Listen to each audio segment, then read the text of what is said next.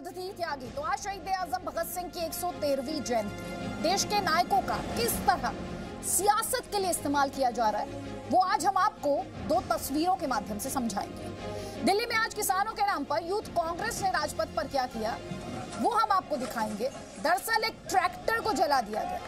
मकसद क्या था? मकसद था कृषि से जुड़े 3 कानूनों का विरोध। लेकिन जिस तरह से कैमरे के सामने ट्रैक्टर में आग लगाई गई, उसी ट्रैक्टर में, सोचने वाली बात है, उसी ट्रैक्टर में जिससे किसान खेती करता है। सोचिए, इस आग से, ट्रैक्टर में आग से किसका भला होने वाला है। और दूसरी तस्वीर शहीद भगत सिंह के गांव की, जहां पंजाब के मुख्यमंत्री कैप्टन अमरिंदर सिंह धरने पर बैठ गए। जब उनसे ये पूछा गया कि राजपथ पर किसान के ट्रैक्टर में आग लगाई गई है, क्या इसे सही माना जा सकता है, तो उनका जवाब था, अगर मेरा ट्रैक्टर है, मैं जलाना चाहता हूं, तो तुम्हें तकलीफ क्या है। सोचिए जरा, अजीबोगरीब बयान ये कैप्टन अमरिंदर का। जो सवाल है जल्दी से एक एक कर आपके स्क्रीन पर। इंकलाब से किसान के साथ कांग्रेस का ये छल नहीं तो क्या है? किसानों पर कांग्रेस की अराजक राजनीति क्यों? किसानों के हक पर ट्रैक्टर वाला टॉर्चर क्यों? किसानों पर आग भड़काने की कोशिश क्यों कर रही है कांग्रेस पार्टी? किसानों की सही मायने में फिक्र है या फिर ये कैमरे पर फिक्सिंग है? ये वो सवाल है जो हम लगातार उठाएंगे। और लेकिन जो हम आपसे चाहते हैं, हम चाहते हैं आप हमारे इस डिस्कशन का हिस्सा बनिए।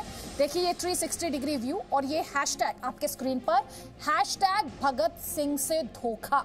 जी हाँ, भगत सिंह की एंट्री करा दी गई है। भगत सिंह के नाम पर किसानों के हित की लड़ाई की बात की जा रही है, लेकिन किया जा रहा क्या है? बर्निंग पॉलिटिक्स, आग वाली पॉलिटिक्स हमें देखने को मिल रही है। कई खास मेहमान है, हैशटैग भगत सिंह से धोखा, इसका इस्तेमाल कीजिए। फेसबुक, इंस्टा, ट्विटर, किसी भी प्लेटफॉर्म के माध्यम से इस हैशटैग का इस्तेमाल करके आप हमारे साथ जुड़ सकते हैं। कई खास मेहमान जल्दी से बता देती हूं। हमारे साथ जेडीयू से केसी त्यागी जी हैं, हमारे साथ अकाली दल से मनजिंदर सिंह सिरसा हैं, हमारे साथ राकेश सिन्हा हैं, राज्यसभा एमपी हैं, गजेंद्र सिंह साखला है, कांग्रेस पार्टी के नेता हैं, कृष्णवीर चौधरी हैं, किसानों के नेता हैं, और साथ ही हमारे साथ आरपी सिंह जी हैं, बीजेपी के स्पोक्स पर्सन हैं। आप सभी का बहुत बहुत स्वागत है। जी न्यूज के लिए वक्त निकालने के लिए भी बहुत बहुत धन्यवाद। पहला सवाल केसी त्यागी जी आप इसे, मैं चाहूंगी एक बार फिर से वो तस्वीर हम लेकर आए। किसानों के हित की बात तो यहाँ हर कोई कर रहा है, लेकिन किसानों का हित किस तरह से? ट्रैक्टर में आग लगा के, किसानी का एक प्रतीक होता है ट्रैक्टर में आग लगा के, ये कौन सा मैसेज देने की कोशिश की जा रही है इसमें? ये कौन से किसान हित साधे जाएंगे ट्रैक्टर में आग से? देखिए, 4 दिन के बाद हम गांधी जयंती मनाएंगे 2 अक्टूबर को। और गांधी जी का मतलब सत्य है, अहिंसा है, सत्याग्रह है और सद्भाव है। और गांधी जी के पूरे आंदोलन में दर्जनों किस्से, सभी विद्वान लोग बैठे हुए हैं, उनकी हर आंदोलन की पहली शर्त है कि इसमें हिंसा नहीं होगी। बड़े पीक पे आंदोलन है। गोरखपुर में चोरी चौरा पर बड़ा प्रसिद्ध किस्सा है। वहाँ पर अंग्रेज की जो पुलिस है वो कुछ किसानों को मार देती, किसान आंदोलन कर रहे होते हैं। उसके बदले में, उसकी एवज में भीड़ का बड़ा हिस्सा थाने पर हमला कर देता है और कई पुलिसकर्मी मर जाते हैं।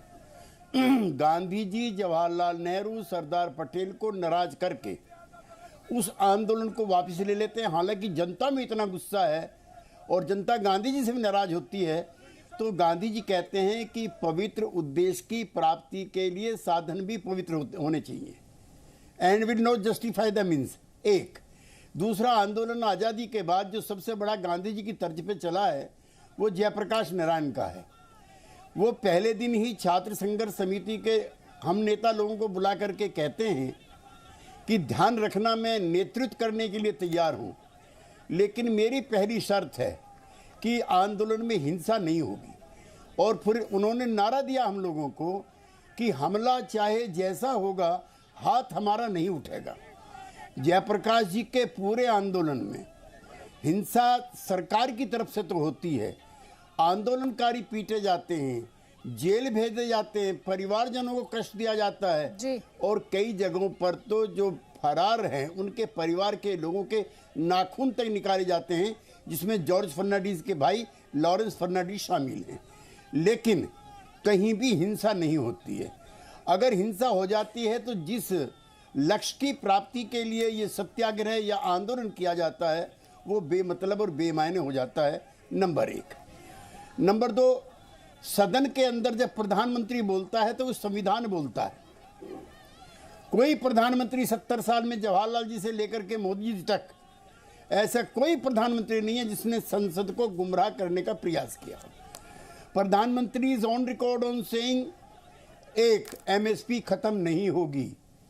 प्रधानमंत्री ने कहा मंडी खत्म नहीं होगी, यद्यपि मंडी के बाहर भी किसान को फसल का दाम बेचने की आजादी होगी जी। नंबर 3, पब्लिक डिस्ट्रीब्यूशन सिस्टम खत्म नहीं होगा, जिससे करोड़ों लोगों को पिछले 6 महीने में मुफ्त अनाज देकर के उनको जिंदा करने का, जीवित रहने का अधिकार इस सरकार ने दिया है। नंबर 4, मैं चाहता हूं कि किसान संगठनों से बातचीत की जाए। सारे देश के किसान उपद्रवी हैं, हिंसा करने वाले हैं, अराजक हैं, मैं ऐसा नहीं मानता।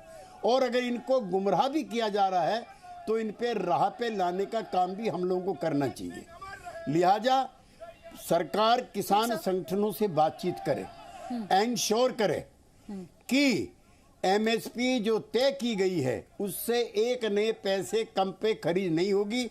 जो इस पर खरीद करेगा उसके विरुद्ध कार्रवाई होगी, आंदोलन कल ही समाप्त हो जाएगा। तो सरकारी पक्ष की तरफ से भी इन किसानों से संवाद का सिलसिला जारी रखना चाहिए। ठीक है। गजेंद्र सिंह साकला, आज यूथ कांग्रेस को ये याद आया, अगर बहरों को सुनाना है तो आवाज बहुत तेज होनी चाहिए। आज हिंसा भी जायज हो गई। आज भगत सिंह के नाम पर आग लगाने का काम किया गया। आज भगत सिंह याद आ गए, सियासत साधने की बात आई तो।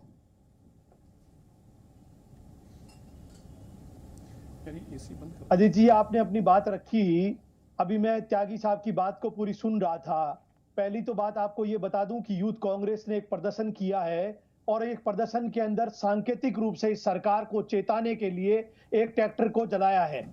पहली बात तो ये हिंसा की श्रेणी में नहीं आता। दूसरी बात आपको और बता दूं, अभी जैसे त्यागी जी कह रहे थे कि जब प्रधानमंत्री बोलते हैं इसका मतलब देश की सरकार बोल रही है, देश का संविधान बोल रहा है। प्रधानमंत्री जी ने 2014 के अंदर भाषणों के अंदर एक बार नहीं अनेकों बार कहा था कि इस देश की रेल सेवा को निजीकरण नहीं किया जाएगा। मैं प्रधानमंत्री हूं, मैं ऐलान करता हूं। वो ऐलान आज कहां चला गया? लगातार इस बात को लेकर के आज सारा रेलवे को गिरवी रख करके निजीकरण कर दिया गया। कैसे देश के किसान इस बात को स्वीकार करेंगे कि आप एमएसपी पर खरीद करेंगे? और एमएसपी पर अगर खरीद करेंगे तो देश के प्रधानमंत्री जी को इन तीनों कानून के अंदर एमएसपी शब्द जोड़ने में ऐतराज क्यों है? लगातार एनडीए की एक एक घटक दल उससे नाराज होकर के दूर जाने की स्थिति में क्यों है? देश के आज तमाम किसान विरोध की स्थिति में खड़े होकर के इस सरकार को चेता रहे हैं आंदोलन के माध्यम से, शांतिपूर्ण आंदोलन के माध्यम से। उसके बावजूद भी सरकार के कानों पर जू नहीं रेंग रही। हम किस बात का यकीन करें? एक किसानी तबका बचा था जो इस प्राइवेटाइजेशन और निजीकरण और इस पूंजीपतियों के हाथों में ये ट्रैक्टर को आग के हवाले कर देना, ये कौन सा प्रदर्शन है? मुझे ये बात नहीं समझ आई सर। किसानी का प्रतीक होता है ट्रैक्टर। सर आप लोग एक तो सुनते नहीं है सर। मोनोलॉग के लिए थोड़ी बुलाया है, मोनोलॉग के लिए नहीं बुलाया है। सवाल सुनिए सर मेरा जी। ट्रैक्टर को आग के हवाले करना ये कौन सा प्रदर्शन है? ये किस तरह का प्रदर्शन है? आप मुझे क्या ये समझाना चाह रहे हैं कि किसान गुस्से में आकर अपनी फसल को आग के हवाले कर सकता है? किसान गुस्से में आकर अपने ही सामान को आग के हवाले कर सकता है? ये किस तरह का प्रदर्शन है सर? मैं भी किसान फैमिली से आती हूँ, मैं तो इसकी कल्पना नहीं कर सकती सर। अदिति जी, किसान ने ये प्रदर्शन करके ट्रैक्टर इसलिए जलाया है कि ट्रैक्टर हमारे जीवन का सबसे अमूल्य और अभिन्न अंग है खेती का। हाँ, इसीलिए मैंने इसीलिए कहा कि किसानी का प्रतीक है ट्रैक्टर। सर सुना नहीं आपने शायद ध्यान से। हाथ गिरवी रख रहे हैं तो इन ट्रैक्टरों का भी अब कोई मायने नहीं रहा है। ये सांकेतिक रूप से इस ट्रैक्टर को जलाकर सरकार को ये कैमरा के लिए था, ये सब कुछ कैमरा के लिए था ना। भगत सिंह का नाम सुविधा के लिए, सियासत चमकाने के लिए, ट्रैक्टर में आग जो कि किसानी का प्रतीक, उसमें आग कैमरा के लिए। ये किस तरह का प्रदर्शन है? किस तरह का प्रदर्शन है? राकेश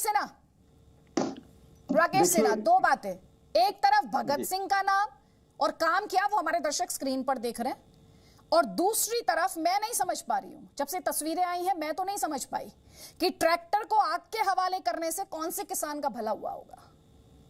एक बात मैं बता दूं, भारत एक बहुत अमीर देश नहीं है। करोड़ों किसानों के बीच में आज भी हमारे पास सिर्फ 6,19,000 ट्रैक्टर हैं। मैं ये आंकड़ा 5 साल पुराना है, लेकिन उसमें कुछ और वृद्धि हुई होगी। आज उसमें से एक ट्रैक्टर को आपने आग के हवाले कर दिया। यदि प्रतिरोधी था तो एक ट्रैक्टर आप किसी गरीब राज्य के किसी गरीब किसान को सांकेतिक रूप से दान देकर भी विरोध प्रदर्शन कर सकते थे। विरोध प्रदर्शन का औपनिवेशिक तरीका आग लगाना, संपत्ति का नष्ट करना, ये उपनिवेशवाद के समय चलता था। लोकतांत्रिक भारत के लिए नापसंदगी का विषय है। जहां तक भगत सिंह जी की बात है, जिन लोगों ने भगत सिंह को नहीं पढ़ा वही आज भगत सिंह जी के नाम पर कर रहे हैं। भगत सिंह जी ने कहा था, पढ़ लीजिए जाकर, कि किसानों को भी उद्योगपतियों की तरह वह सारी सुविधाएं मिलनी चाहिए जो उद्योगपतियों को मिलती है। कि उन्होंने लिखा था कि किसान इसलिए नहीं आगे बढ़ पाते हैं कि उनको वे सुविधाएं सरकार नहीं देती हैं जो एक उद्योगपति को पूंजीपति होने के नाते देती है। आज मैं कहना चाहता हूं, नरेंद्र मोदी जी ने अघोषित रूप से कृषि को उद्योग का दर्जा दे दिया है। वहां पर इन्वेस्टमेंट हो सकता है। किसानों के जमीन पर स्वामित्व पर कोई सवाल न उठा है, न उठेगा। उनका स्वामित्व अक्षुण्ण बना रहेगा। उस स्वामित्व के साथ साथ जो उनका प्रोडक्ट होगा, किसान मंडी का मोहताज बन जाए। एक मंडी से बाहर किसान नहीं बेचेगा। किसान यदि बेच देगा, व्यापारी उसको हिंदुस्तान के किसी हिस्से में किसी भाव में बेच देगा, लेकिन किसान उसी व्यापारी को, उसी मंडी को, उसी स्थान पर बेचेगा। किसानों को मुक्त कर दिया गया मंडी के जाल से। एक दूसरी जो महत्वपूर्ण बात है, ये बता दें कि यदि एमएसपी फिक्स हो गया तो मालूम है इसका परिणाम क्या होगा? लीगलाइज होने से वह भाव बाजार का भाव बन जाएगा। फिर तो बाजार का मतलब ही समाप्त हो गया। यदि किसानों के पास एमएसपी का विकल्प है तो कोई भी किसान, आप किसान को क्या समझते हैं? किसान 1960 का किसान है। किसानों में आज आईआईटी में पढ़ने वाले बच्चे के पिता किसान हैं और आईआईटी में पढ़ने वाला, आईआईएम में पढ़ने वाला किसान है। वह इंटरनेट से, डिजिटल से जुड़ा हुआ है। वह मार्केट और मंडी से जुड़ा हुआ है। वह किसान अगर उसके पास विकल्प एमएसपी का है, जो एमएसपी का विकल्प बना रहेगा। प्रधानमंत्री जी ने एक नहीं 2 बार कहा, पंजाबी भाषा में ट्वीट किया, तो वह विकल्प छोड़कर क्यों सस्ता में बेचेगा? वह तो एक बुनियाद बन गया है। जब एक बात मैं छोटी सी बात जोड़ दूं, देखिए मजदूरों के लिए एक इनकम फिक्स कर दी गई, प्रतिदिन का न्यूनतम मजदूरी फिक्स कर दी गई। उसका परिणाम क्या हो मालूम है? उससे 1 रुपया अधिक मजदूरी उनको नहीं मिल पाती है बाजार में। उनकी बार्गेनिंग कैपेसिटी समाप्त हो गई। लोग कहते हैं तुम्हारी मजदूरी फिक्स है। तो जिस दिन आपने इसको लीगलाइज कर दिया, किसान तो मर जाएगा। हम तो चाहते हैं अगर 600 रुपए मन यानी 40 किलो का 600 रुपए दर हो तो बाजार में उसको 900 रुपए मिले। जैसे बाजार बढ़ेगा किसान, और दूसरी बात एक और इसमें आते हैं, किसानों की खरीद अब एफसीआई और गोदाम के द्वारा जो होता था उसके अतिरिक्त दूसरे लोग भी करेंगे। तो उसके बाद असीमित मात्रा में तब तक करेंगे जब तक कि रिटेल प्राइस 100% न बढ़ जाए, तब सरकार हस्तक्षेप करेगी। इसलिए मैं कहता हूं कृषि के क्षेत्र में किसानों के लिए बुनियादी परिवर्तन है। ये क्रांति है जिसके जनक नरेंद्र मोदी जी। ठीक है राकेश सिन्हा जी, आपने सिलसिलेवार तरीके से जो इसकी खूबियां हैं वो गिनवाई हैं, इसकी विशेषताएं गिनवाई हैं। मनजिंदर सिंह सिरसा जी, मेरा सवाल वापस फिर वहीं पर आ रहा है। भगत सिंह का नाम लिया जा रहा है, लेकिन काम क्या हो रहा है? तस्वीरें दिखा रही हैं। आप आगजनी करेंगे, आप अराजकता करेंगे, किस किसान का इससे भला हो रहा है? तस्वीरें इस तरह के सवाल खड़े करती हैं। और साथ ही किसानों के हित की बात दावा हर कोई कर रहा है, पर क्या सही मायने में किसान का हित हो रहा है? इस बात को लेकर राय बटी हुई है।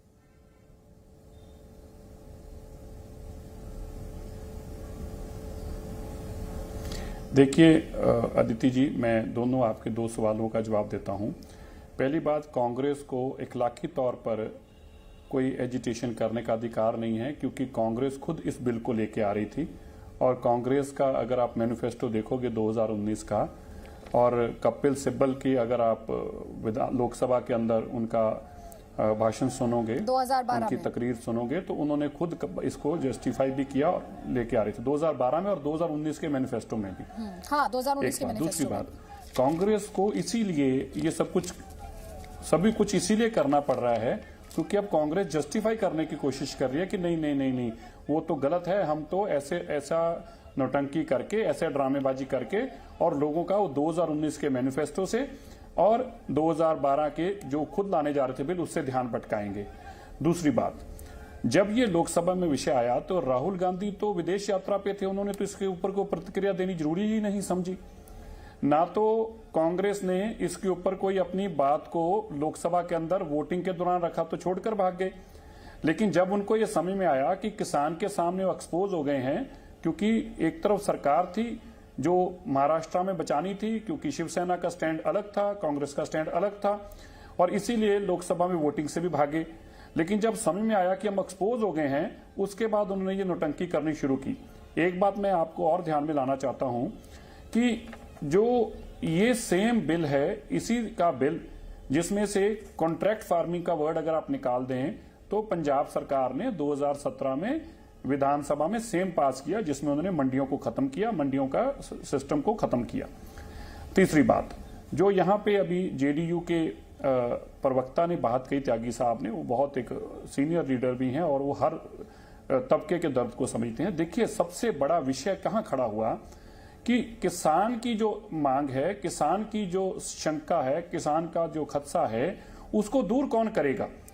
जो भी है वो सरकार ही दूर कर सकती है। सरकार को उसको दूर किए बिना इस बिल को नहीं लाना चाहिए था। सबसे बड़ी बात यह है, आज किसान के लिए आपने काम किया। आप एक बच्चे को खिलौना भी देते हैं तो आप इस बात की चिंता करते हैं कि वो उसको देख के हंसे, ना कि रोए। आपने किसान के लिए एक बिल लाए हैं जिसको देखकर किसान रो रहा है, तो अब उसके शंके कौन दूर करेगा? उसकी जो चिंता है वो कौन दूर करेगा?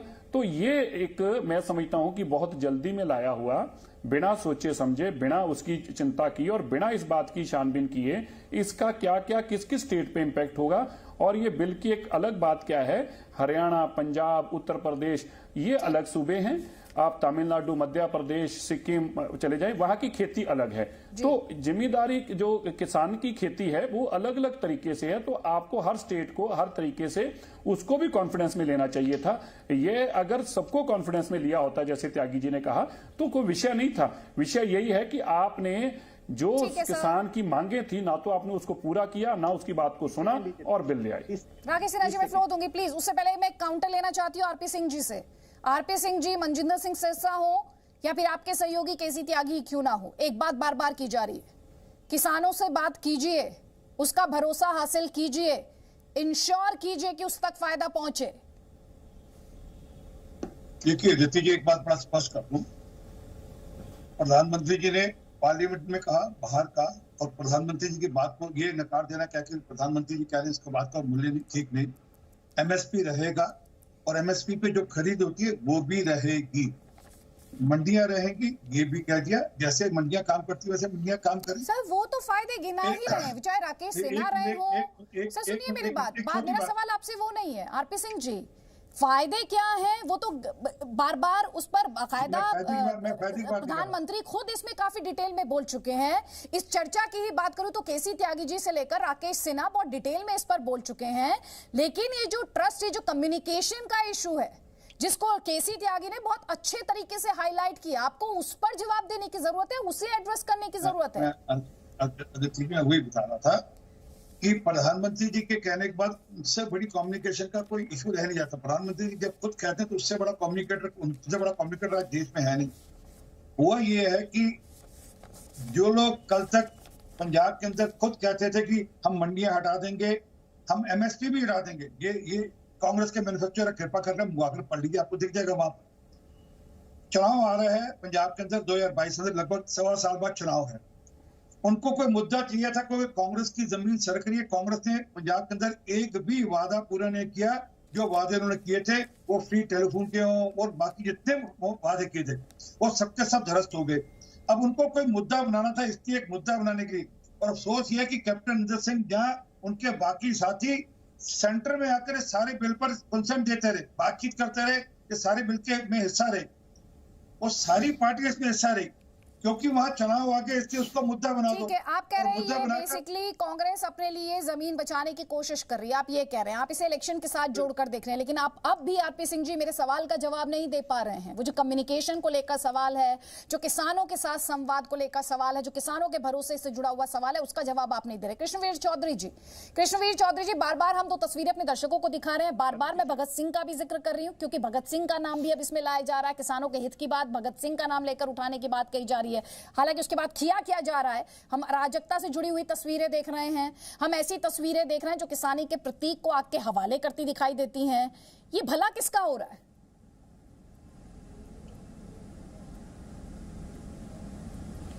ये राजनीति कर रहे हैं पूरी तरह से कांग्रेस पार्टी, इसमें कोई दो राय नहीं। अदिति, हिंसा करवाना इनकी पुरानी आदत हो गई है। आप मंदसौर की घटना को याद कर लीजिए, इन्होंने वहां थाने जलवाए, आग लगवाई किसानों से जो है, और दूध के टैंकर पलटवाए इन्होंने। ये किस तरीके की बात करते हैं? सीए पे इन्होंने आग लगवाई पूरे देश के अंदर, झूठ बोलकर।